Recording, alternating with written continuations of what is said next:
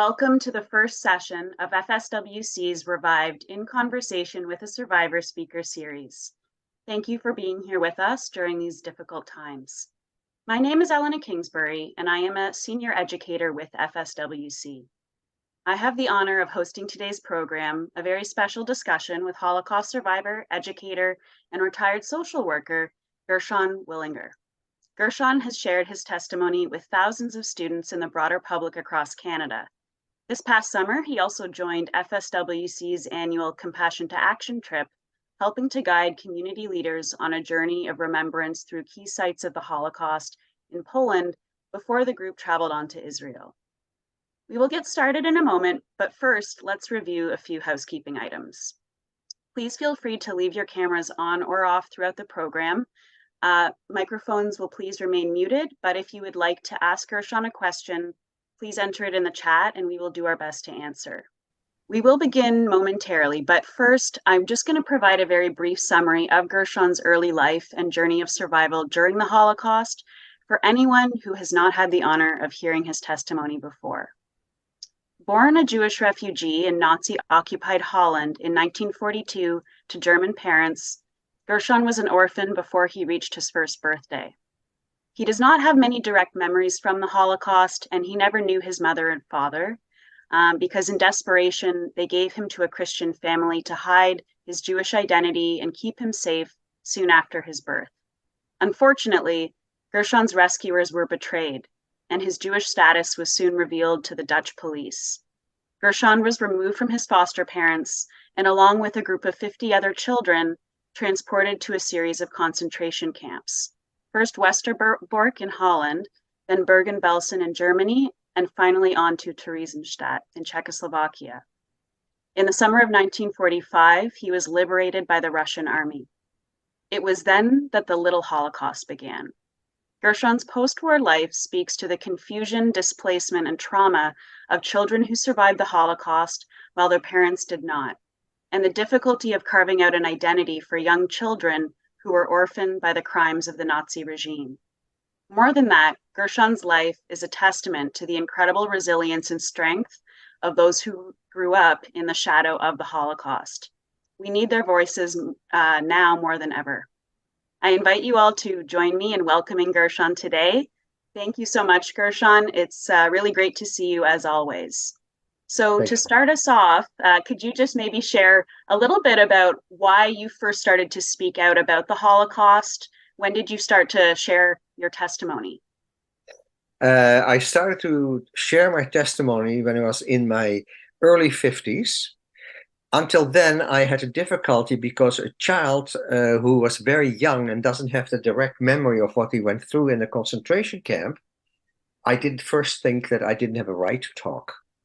But then, as time went on, and living off a legacy of more murdered parents, and having gone through concentration camps, it became clear to me, yes, I should talk out, especially for those very young children, because after the war and many years afterward, it wasn't spoken about, it was silent. And also for a long time, the voices of the child survivors, the very young children and the children who were maybe 6, 7 years old, were not being heard. It's only in the later time that it became very apparent that the child survivors of the Holocaust had a lot to say, and also the way they grew up was a little bit different. The problems were there because when you're born before the war, and you are about 10, 12 years old, and you have a memory of the hierarchy of a family, such as father, mother, grandparents, aunts, and uncles, a very young survivor doesn't have that. So he constantly, or she is constantly looking for a validation of their existence. Consequently, I started trying to figure out, because we have to belong somewhere. And it's very, very important that the research I did over the years about myself. So that's what I did. And I found out about myself through years of research and going to all the countries such as Germany, in Poland now, in Israel, in Holland, and started to put the pieces together. And it is so interesting that we are now almost 80 years after the war, and still some of the history starts to crop up that I had no idea about. It's an ever evolving history. So, consequently, when I speak, I have to sometimes make some changes, because changes, when I hear, for instance, things that are being said that I probably didn't know precisely when I started speaking, because you have to be very honest.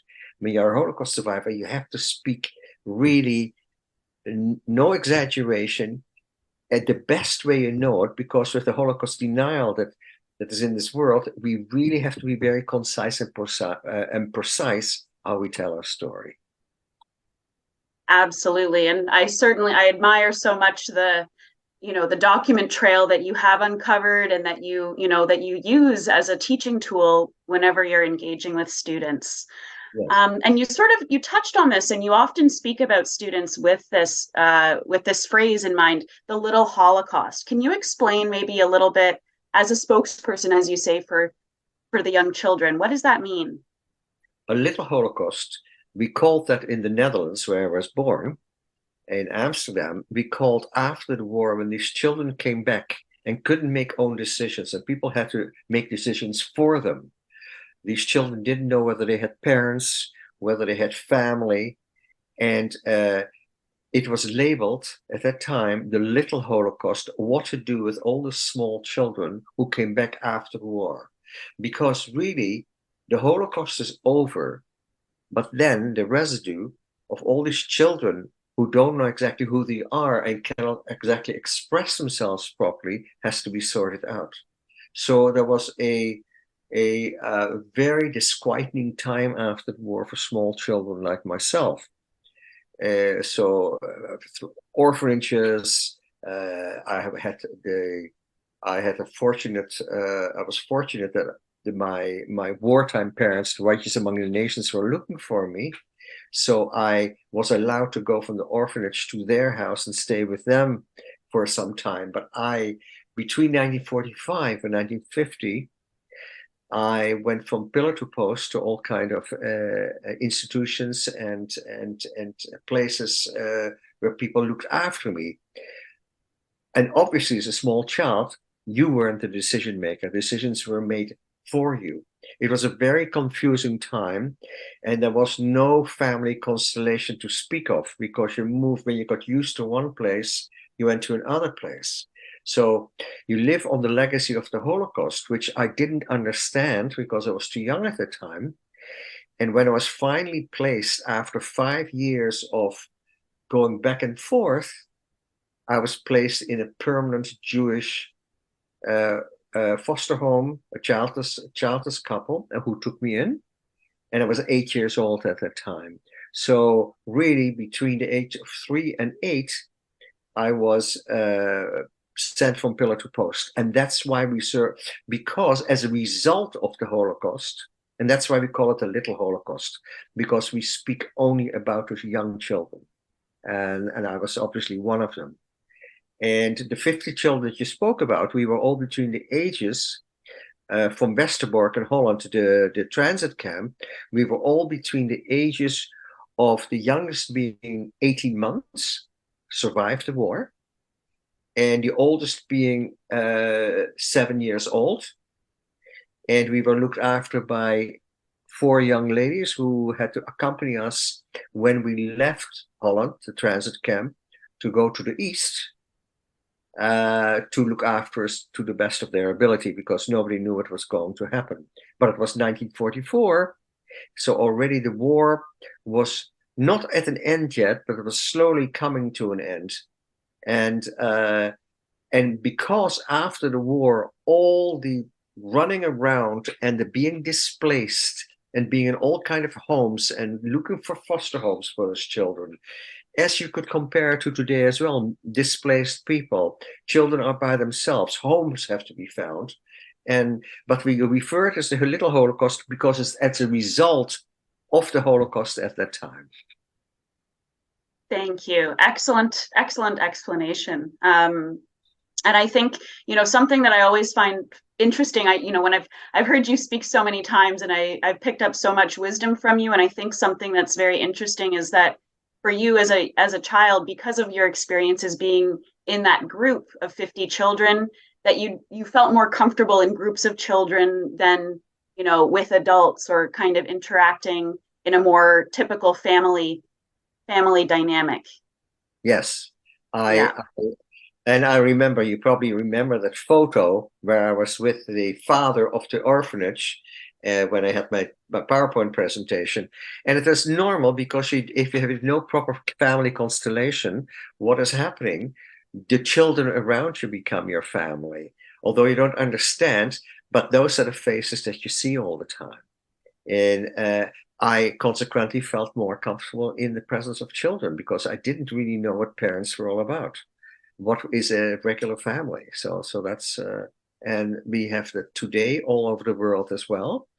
Have we learned? I don't know if we have learned anything, and especially in this difficult time.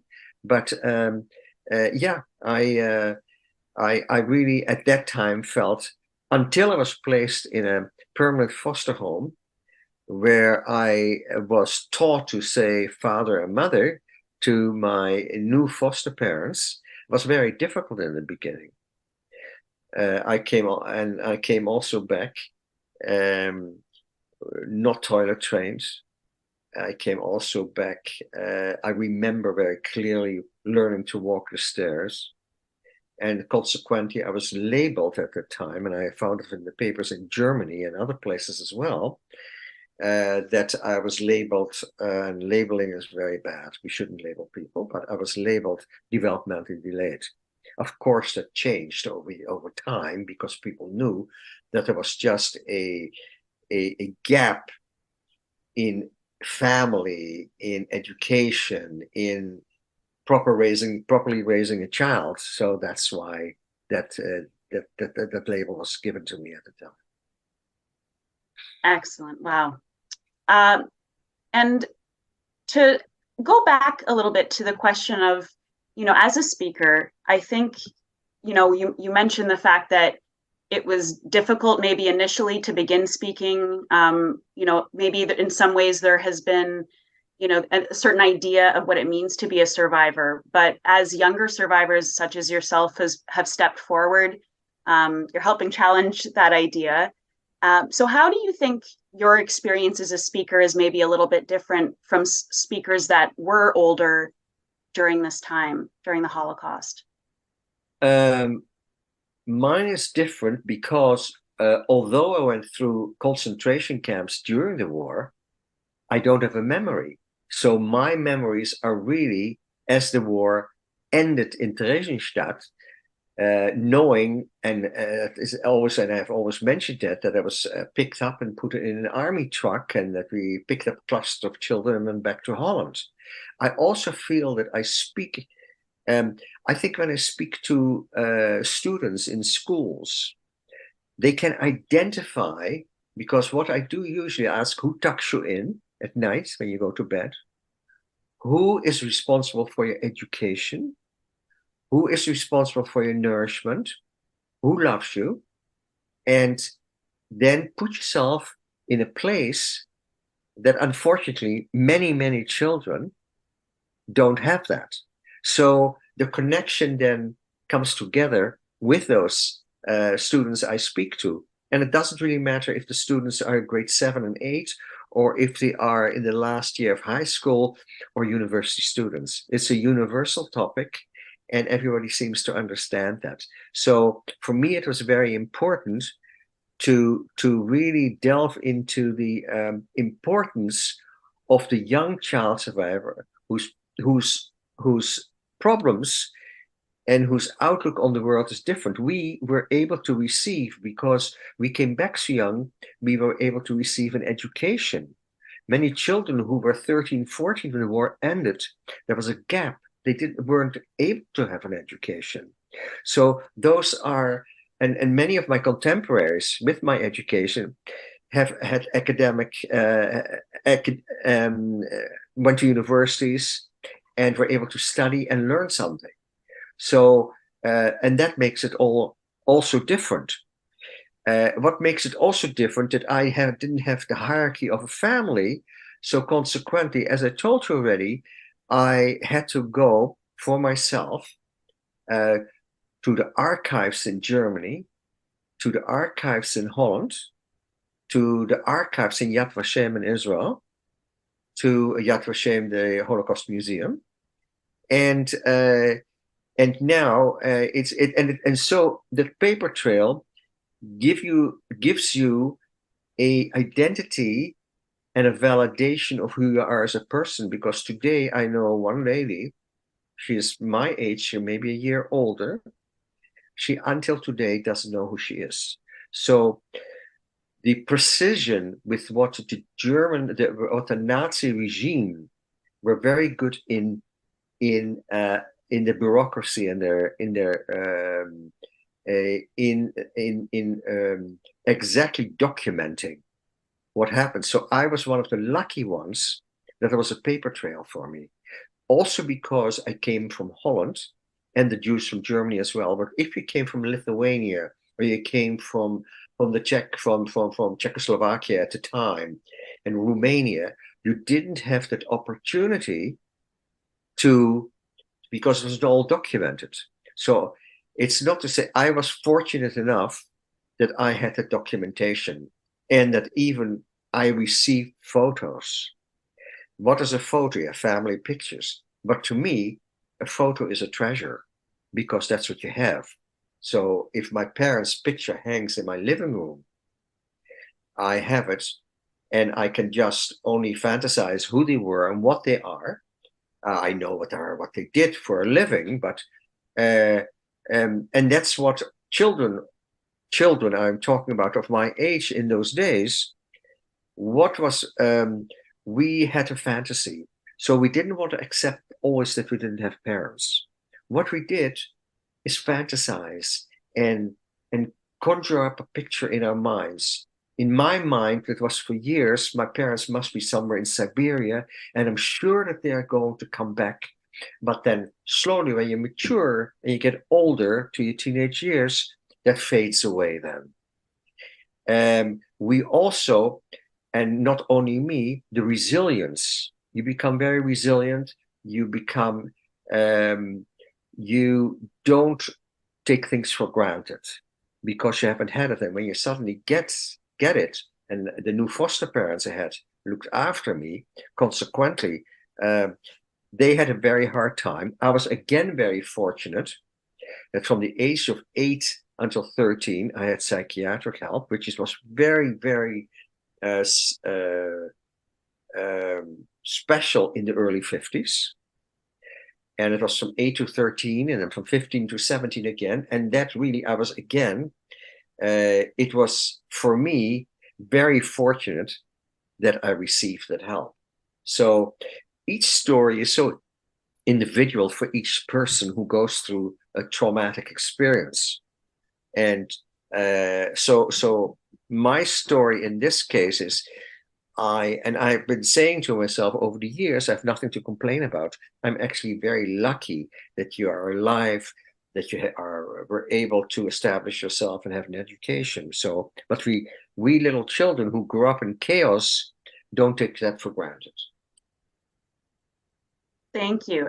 Yes, that's, I think such a powerful insight into, especially when we talk about survivor experiences, they are all completely unique.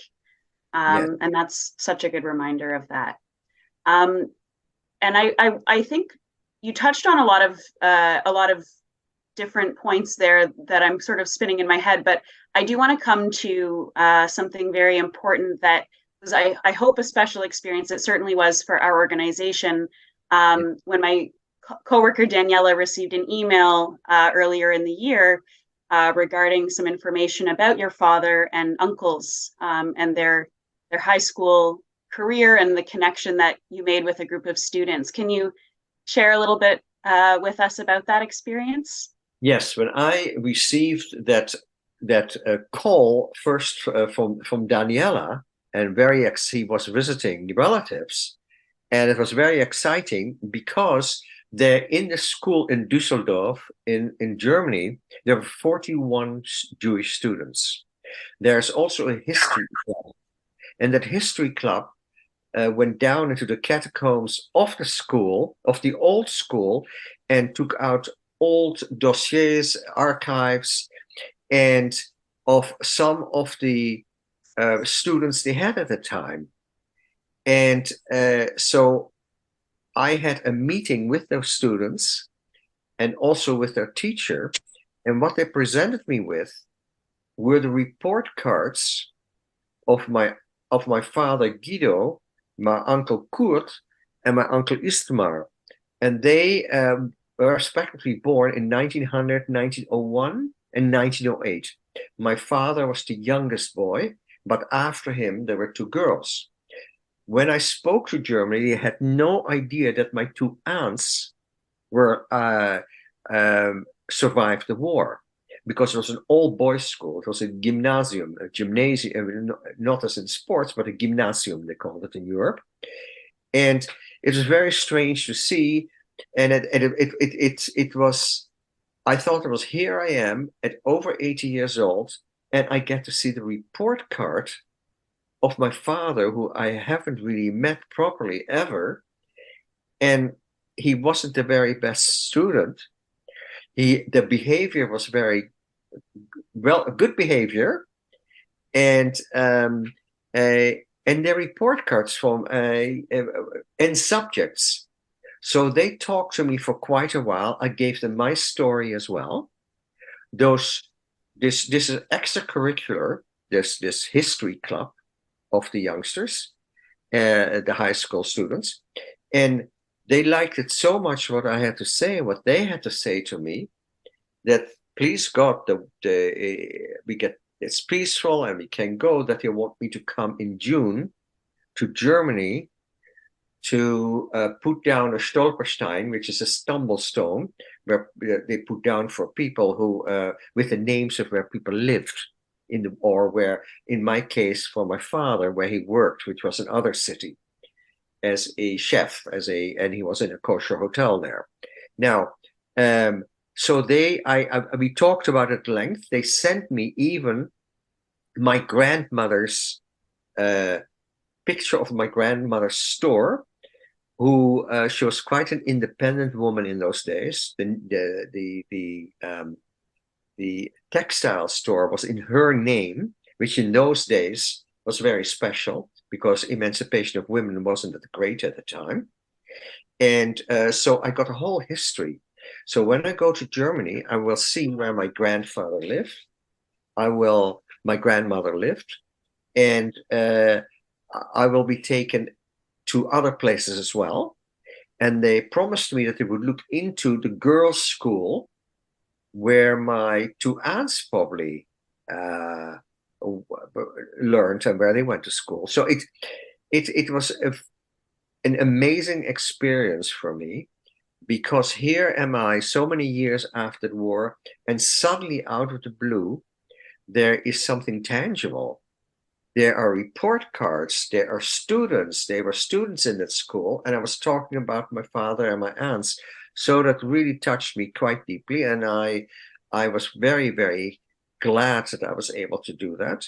And consequently, they said, please come to Germany, because we want to put down a plaque at the school in name of the 41 students. What was a pity that not many people, because they found other names, have responded. I responded, and I think I also responded maybe more because I'm so used to the research that one has to do, and also because I didn't really spend time with my parents. And so for me, it was even more important to get more documentation and more things for me to learn from. So absolutely. And that's, I think, the fact that you're gaining so much information, and, these pieces of evidence, these documents are like pearls, and, they can be hard to come by. And I think, the fact that the students group is called, I think they're called Stolperstein AG. That's the volunteer group. Uh, And yeah. oh yeah, continue.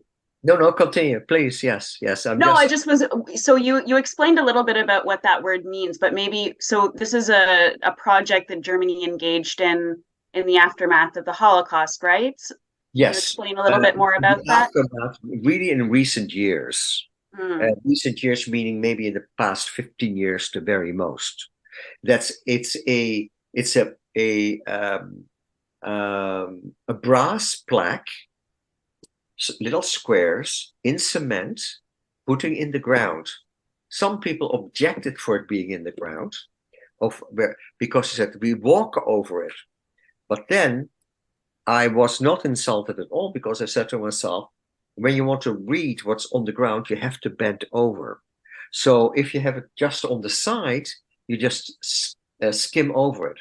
But if you really want to read it, and I remember I cleaned my father's stolperstein or stumblestone where he worked. It's not a hotel anymore, but in the town that he lived, it was a spa town. And I and the people in Germany were kind enough to, when I asked them, I will pay for my mother's Stolperstein, although she didn't live there and didn't work there. I said they were murdered on the same day. And I knew that. And when I went to Sobibor, where they were murdered, I found their names as well. For me, everything is a validation. For me, the validation is I found the name of my parents here. I found in the book of names of my parents in Auschwitz. So there is this continuation of having that need to find more and more out find out more about your family. Because if you have this history you have a memory of parents, grandparents, you did belong somewhere. The aftermath is just as bad for an older person, even sometimes worse. But he knows exactly who he is and what he is. And I had to go through history and documentation. And at over 80 years old, I'm still doing it. So yeah, that's very interesting to me. absolutely, me as well. And I hope at least it maybe was a little bit, in a way, healing or a very positive feeling to have, students in Germany so many years later, taking on that responsibility that this is their history to commemorate and to remember the Jewish students of their high school. Yeah, it's also very that Dafka, we say, just that it is in Germany specifically that I find all my history. And the today's people in Germany, the younger people that are 60 and under, or even 70 and under, they really are very helpful. They themselves don't understand what the parents, grandparents, and great grandparents did, some of them, because they can't comprehend. And so it became a healthier attitude of the German people. But now that we are in this era, that they say we were also liberated. So, and that's a huge step forward. That is a beautiful sentiment, I think. Yeah. Now, another question, and I think, in terms of identity and the path that you chose to take in life, do you think that your experiences during the Holocaust played a role in shaping your decision to go into social work? And maybe you can talk a little bit about your career as a social worker. Well, people always had to take care of me. My teenage years were very difficult and not the usual, as my early years. And there's no altruism involved here, but it was a little bit of payback for me. So I always wanted to be in a helping profession because I was helped so much when I was young. And social work was perfect. I've never been sorry about the profession I chose for myself. And I also chose for myself to work only with youth and their families. So sexually, physically, and emotionally abused neglect. Um, I worked with street corner groups.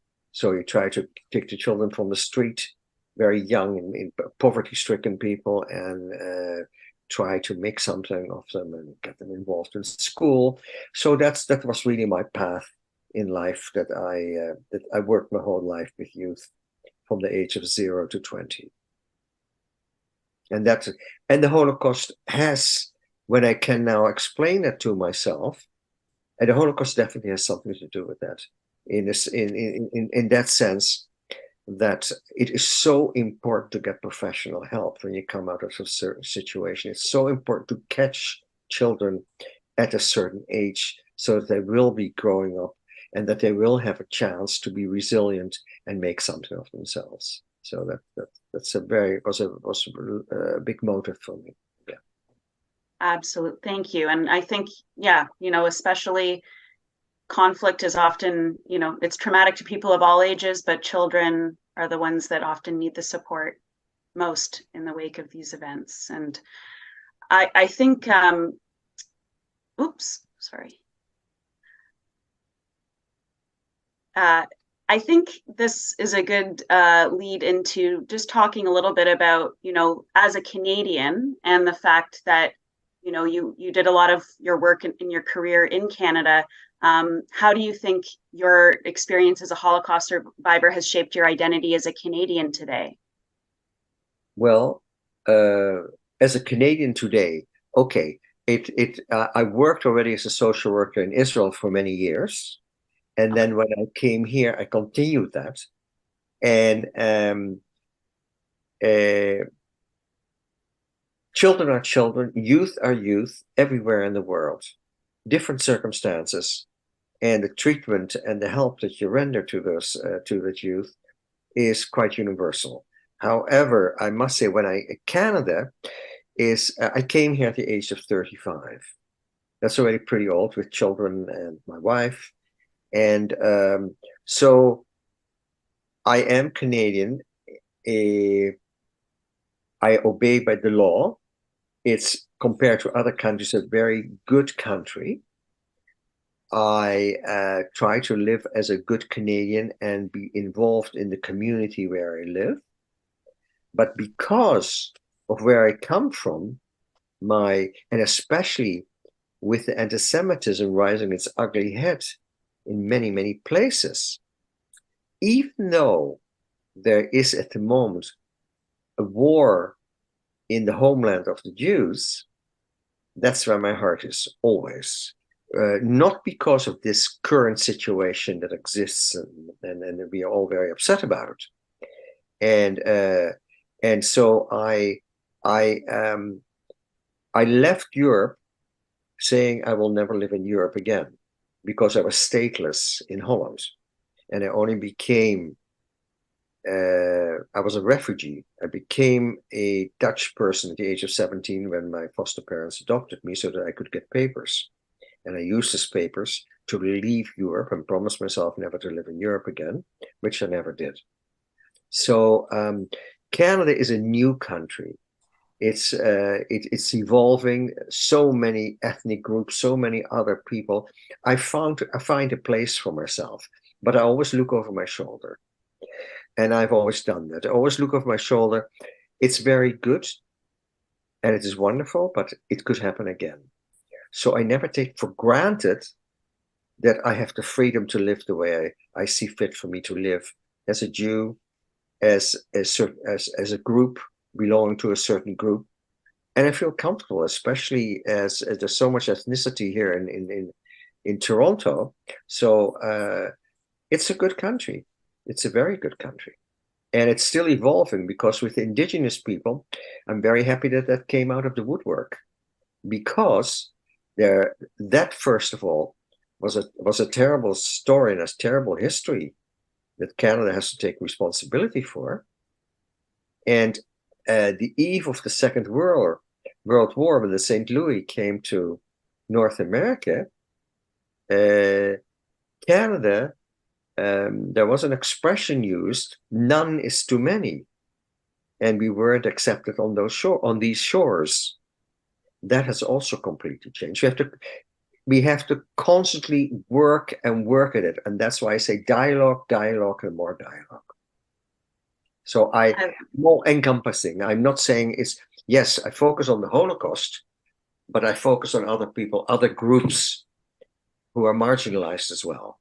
So, and I also talk about the Jews, the Palestinians, the Palestinians who are under the yoke of something else and they can't get out of that. So any country in the world, I really who strive, because we talked a lot about the Rohingyas in southern who are languishing at Burma, Myanmar, and Bangladesh, and they live probably in squalor. But because news is news and it is a hot topic for a while, it goes to the back burner. That does not mean that we don't have to think about the Rohingyas and the Uyghurs and the Yazidis, which I had the privilege of having a meeting with at one time as well. So we have to keep that in mind. It's the cruelty of what humans do to humans sometimes is staggering. I mean, I say, people say, is there a God?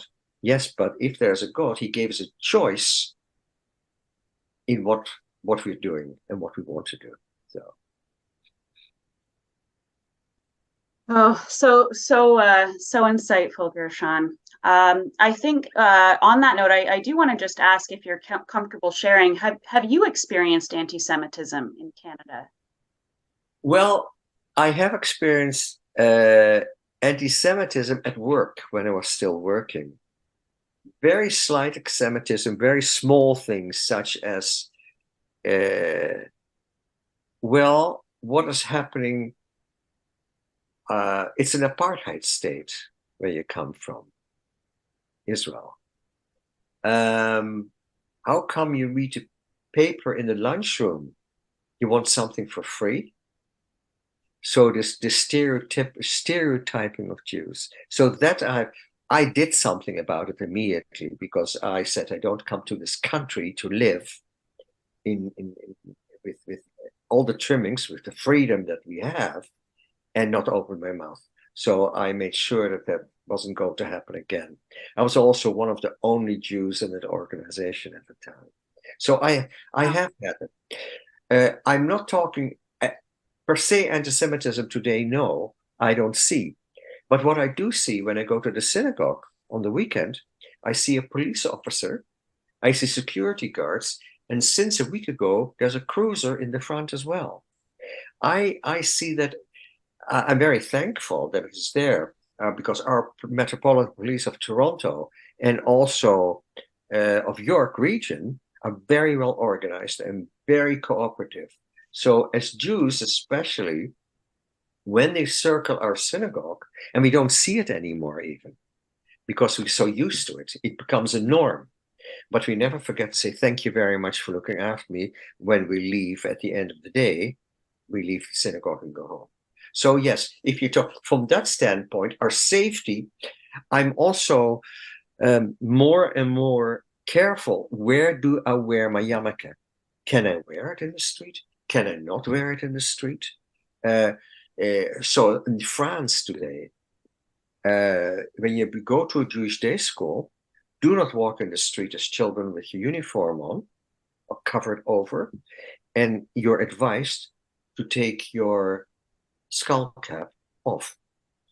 And it is really a pity that it has to happen. And we know that it's an old story that anti-Semitism is one of the oldest hatreds. But the difference with us, what makes us so resilient, is that the Byzantium civilization, the Roman civilization, the Hellenistic, the Greek civilization, all disappeared. The Jewish civilization is still strong and exists. So what I always say, when difficult things happen, you get up, you dust yourself off, and you continue to live. And that's, I think, the strength that we have, the resilience we have. Absolutely. Thank you so much, Gershon. And I'm going to turn us over to questions in just a moment. But I wanted to ask you, what do you think is the most important lesson for students to take away from the Holocaust right now in the 21st century? That this is one of the major historical events where people not just were murdered, but that's why it's called Holocaust. It was a, a, a very meticulously planned annihilation of a people over a long period of time, not in one country, all over Europe. So I think what they can take away from it, there were so many bystanders who weren't necessarily bad people, who didn't help. So what I also, if you in Canada, you have got that opportunity to do it, and I tell my students that be visible and be be involved, be interested, and don't take for granted that you live in a free country. That you don't have to worry what religion you have or what that by law in this country, by law, race, creed, religion, whatever you are free to express yourself in who you are. And I think the young people need to learn that, and they need to know that and they don't have to feel guilty. Hey, I lived that life, but they should realize that in many parts of this world, freedom of expression and freedom to be who you want to be is a gift that in many parts of the world people don't get. And I hope that I'll give that to my students. Also, the Holocaust denial. There's so much denial of the Holocaust. So yes, that's why documentation and microchips with the histories of people are so important, because in a few years' time, there won't be the Holocaust survivors. I'm one of the youngest, and I'm over 80, so I don't know what the future will bring. But we need to have it organized. And with the Jews, we need to continue to let people know that we are people like any other people. But that now, what are also we have a homeland. When there were pogroms and there were and in all kind of countries, we didn't have a homeland. We were always guests in the countries where we lived. Now we are not guests anymore. And in Canada, I certainly don't feel like a guest, which is very good. So I feel that the message I leave with the young people is, be a good person who does something. Stand up for your rights. If you see unjust done, say something, because you're going to be the future leaders of this country, so do something about it. And that's the message I leave with. Excellent message. So I think I do see that we have a couple of questions that have rolled in. I will get to those in just a moment, but I think the last question that I wanted to ask you is, if there is something you can offer us, what makes you hopeful for the future? Hopeful for the future, I'm an optimist. Good. And although for the future, do people learn lessons from the past? And many people do. I still believe there are more good people in this world than bad people. And my hope for the future, I speak for myself. I was in a concentration camp as a small child. How come that this child survived? There must have been people who helped this child afterwards. And you have to fight for what you believe in. And I think that with the communications, the mass communications going on now, we have to really be careful that we know the truth as it is. And my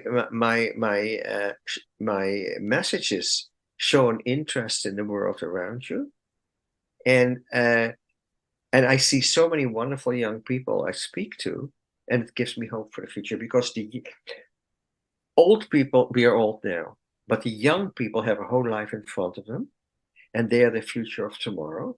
So I'm hopeful that people will learn, and that things hopefully uh, will be okay in the future, because we fight for our own children and grandchildren, and it needs to become a better world. Although when what happened with the 1,200 women and children in the south of Israel, I had a fleeting moment, and I'm being very honest, that I said to myself, what am I doing this for? And then I said, yes, I have to continue to do this, because we have to be hopeful, we have to teach, and you want to make a difference. If you want to make a difference, that's a big help. And I see plenty of young, idealistic people who want to make a difference. Absolutely. And you have made a difference on, as I said, thousands of students, and probably in many ways that, that we're not even aware of. But thank you for sharing that. I think that the students themselves are something that can bring us all hope right now. Yes. All right. So I'll just get to our chat. And as we already mentioned, if you do want to ask or make any comments for Gershon, please feel free to enter them now. I think this is a message from Joe Tigani, and I'm sorry if I'm mispronouncing your last name. But he just wanted to say, I had the pleasure of traveling with Gershon this past summer on the Compassion to Action trip. It was truly a life-changing. What was his name? Joe Tigani or Tegani. You were traveling with him this past summer. Yes. I remember now. Very nice. So he's on the Zoom. He's on the Zoom. He's watching. So I'll just finish reading. He wrote a beautiful message here. So it was truly a life-changing, altering, once-in-a-lifetime experience. It was an honor to share and journey with the amazing group this summer, which included this treasure, Gershon. And he opened our eyes and hearts. He brings such joy and hope to us and so many. That's absolutely true. Gershon, you do bring hope to many people. Thank you very much. That is wonderful to hear that. Good.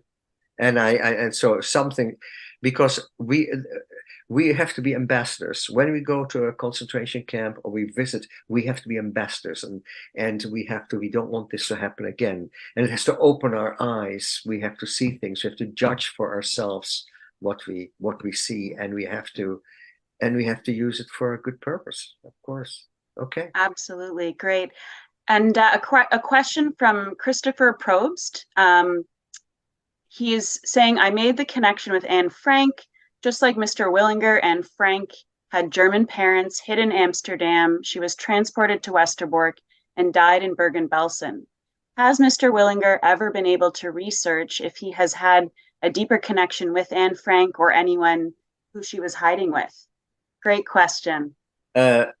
Actually, when I lived in Holland and in Amsterdam, of course, we went to the house of Anne Frank, where she was hidden during the war. And that is the connection, because she was also a German girl who went to Holland and lived in Holland and then was taken away from Holland. A couple of months before, about 3 months before the liberation of Bergen-Belsen by the British, Anne Frank succumbed to typhus, because typhus was rampant in Bergen-Belsen. And I think during the time that we were there, because when I left Bergen-Belsen for Teresians, we left the 50 children, it was not yet liberated by the Brits.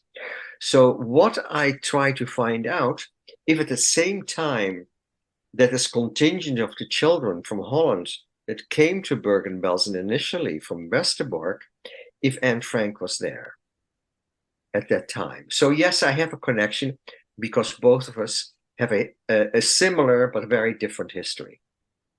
And we both lived in Holland as well. So there is that connection. So, but I must say that there were hundreds of Anne Franks. Anne Frank was the example because she was gifted. She wrote a diary. It was published. But as Anne Frank, there were other Anne Franks as well, and who perished during the war. And we should not forget those young boys and girls, but it is good for educational purposes that we had, especially when I went to see the first film of Anne Frank in the early 50s, which was an American film. It has been, the documentaries, it has changed over the years. But I always tell people, oh, Anne Frank, yes, I said Anne Frank. Anne Frank was very important. She portrays what resilience is, what humor is. But then, like Anne Frank, there were thousands of more other Anne Franks, and I wouldn't say hundreds, thousands of other Anne Franks. Okay. Absolutely. She is really a symbol for what so many children, lived and died during the Holocaust. Yes. Now I see we have many, many people thanking you, Gershon. So there's a lot of thank yous rolling into the chat. Are there any other questions before we wrap up our program today? That's it. I think we are, again, I see lots of thank yous, and I think this last message, that we need your message right now, and to hear the voices of survivor speakers like yourself. This is such a gift to all of us. So thank you so much, Gershon. And if anyone has any further questions, you can always reach out to us directly, and we can get them to Gershon as well. All right. Okay. Thank you very much, Elena, and thank you for all the people who plugged into this Zoom. Thank you. Absolutely. Thank you, everyone. Have a wonderful evening. Thank you. You too. Bye-bye.